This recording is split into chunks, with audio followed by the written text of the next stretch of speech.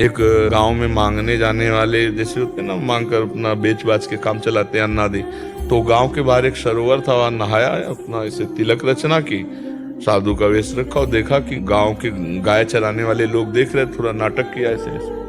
तो एक सीधा नौ किशोर बच्चा था, वो आया, बोला महाराज जी ये क्या कर रहे? तो बोले इससे भगवान के दर्शन होते हैं। वो तो चले गए गांव मांगने, और वो वैसे ही नहाया, स्नान किया और वहां की रज ली, वैसे चिन्ह बनाए जैसे तिलक के चिन्ह बनते हैं, और पूरी नाक दबा ली। और अंदर भाव चल रहा है कि महाराज जी ने कहा भगवान के दर्शन होते हैं। तत्काल सामने श्री कृष्ण हाथ हटाए, प्राण त्यागेगा क्या? देखा तो ऐसा किसी को देखा नहीं था, इतने सुंदर प्रभु उसी अवस्था के।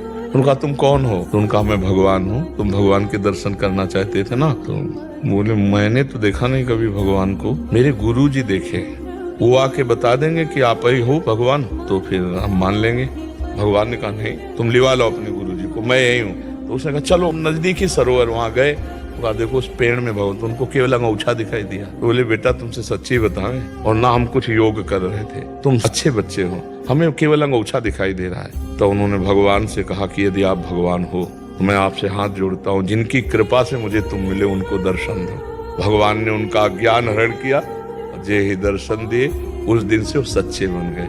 श्रद्धा का विषय देखो,